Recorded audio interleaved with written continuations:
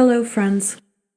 So, in the last video, we discussed sexuality, and we could call that the old paradigm sexuality or the old earth sexuality.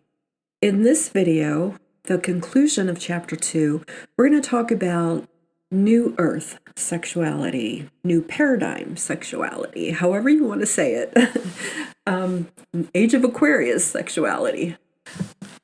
But what I'm going to do is start off with the last paragraph from the last video so you'll know what we're moving into. And then we'll go from there. In this great awakening that the human species is undergoing, we are being guided by our higher consciousness to face the shadows within, to face the false sense of self we have been identifying with. We are being led out of the darkness of the imposed sickness, disease, and ignorance, and into the light of awareness, acceptance, and empowerment. Through experiencing aspects of ourselves with a conscious awareness, we will discover things about ourselves that we didn't even know were beneath the surface. Those things that have been measured against us, what has been deemed acceptable and appropriate by a distorted society, by distorted cultures, by the outdated belief systems, and by all those who prefer you to remain ignorantly unaware, all the while believing you have been aware this whole time. There's nothing like the weapon of the precise amount of false flattery. What we will find beneath the surface of the false personifications and ignorance is a most powerful truth force in the depths of our souls that has been waiting for eons to be unbound and unbridled. It is the primal force of creation, the primal force of sexuality, the primal force of every living thing. It is truly a force to be reckoned with.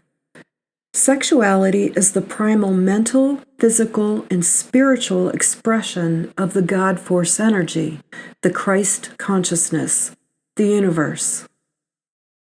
Our awareness of this truth will be unleashed like an encompassing blaze, incinerating all the lies, the manipulations, the guilt, the shame, the ignorance that has been oppressing humanity for far too long. What I was shown in the vision regarding sexuality is that humanity will no longer be driven by this oppression and repression of emotions and desires that causes outward expression of raging violence toward oneself and others, but will be freed from the shackles of enslavement and will embrace our true divine essence in all its form and glory. We will learn to unlearn what is not truth, and we will release any and all strongholds and bindings that the lies have held onto us with. Human sexuality will, through a process of undoing, be what it was always meant to be, an expression and exchange of sacred creative energy. We are walking out of what we believed as truth and into what is our natural birthright. When natural instinctual sexuality is governed, regulated, and exploited by forces for centuries who wish to remain in control in order to hide and dim our innate creative force within, inevitable consequences will follow, as they have. However, when oppression and repression is no longer accepted internally and externally, and therefore inevitably no longer enforced, then rebellion and control no longer entice and lure the senses to play out the consequential caged rage of which is felt within.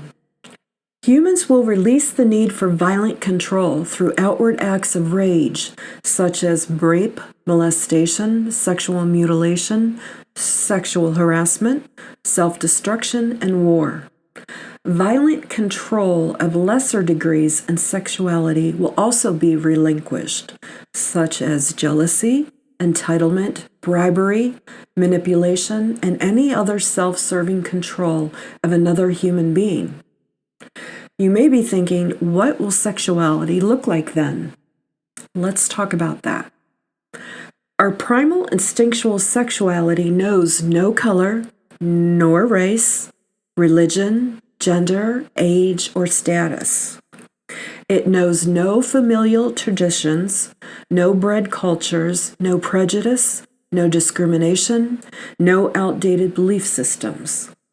It cannot be successfully governed or regulated, restricted, exploited, repressed, or hidden. It only knows expression of self. To be or not to be has never been the question, for you can only be what you already are. Sexuality will be expressed in its purest form of primal instinctual desire and creation. It will be revered as an exchange of sacred energy between individuals and within oneself. An exchange of unconditional authenticity and acceptance. An exchange of oneness. A sacred exchange of mind, body, soul, and spirit. There will be no need for insecurities or embarrassment of our physical bodies, no fears of rejection, no fears of ridicule or judgment, no fears of inadequacy. Fears of authentic expression will be released and forgotten. Fears of guilt, shame, and blame will no longer dictate our sexual instincts and desires. Fears that cause jealousy and manipulation will dissipate. Fears that burden our hearts with inherited traditions and obligations will be surrendered. There will be no need for self-imposed prisons of chastity born from the enslavement of that which is deemed proper and respectable by cultural expectations and demands. The only respect that will be considered is the respect of one's own true self. The honoring of the masculine and feminine sacred energy in every one of us. The honoring of our individual expression of freedom of the God force within. No more shadows will be cast upon the natural instinctual sexual energy of our own soul. There will be nothing more to hide and nothing more to fear once the elusive chains are broken. We will re-enter the Garden of Eden and eat of its fruit, the fruit of truth and knowledge. Damnation isn't born from taking ownership of our Christ consciousness, eating of the fruit from the tree of life. It is born from falling into the snare of shame. It is our belief in that imposed shame that makes it so. But those beliefs will be shattered.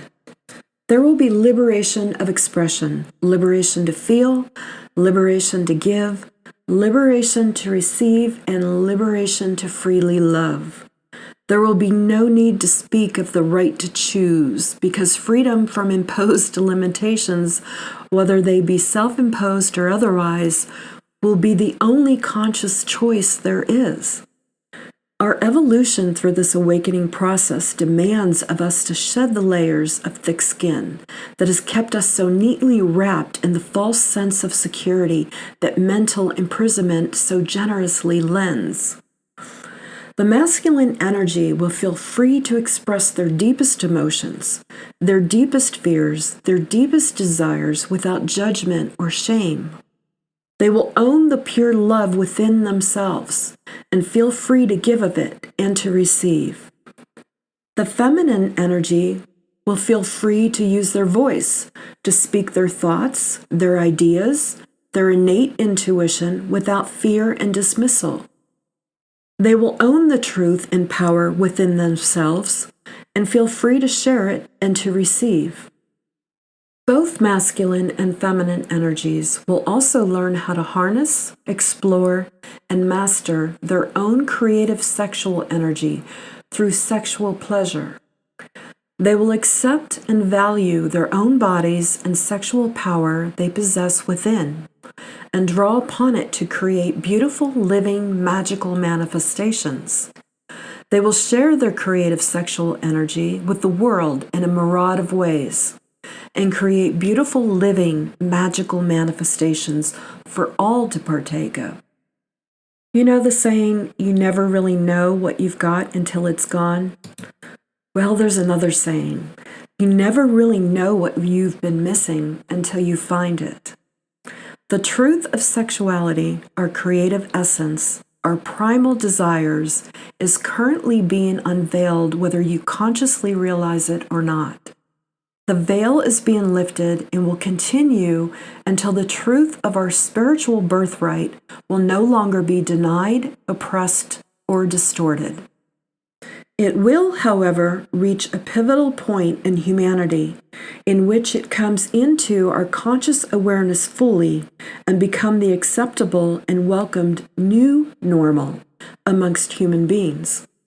The human species will greatly evolve in its sexuality and therefore greatly achieve wholeness within and without.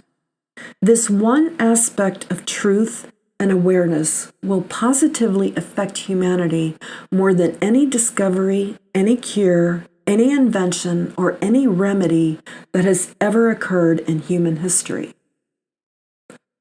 When you understand that our primal instinctual sexuality, in its purest, rawest form, is the creative life force energy that causes us to breathe, then what is left to shame? Nothing. This concludes the last portion of Chapter 2. I'm sending you all lots of love, lots of light, and lots of activation energy.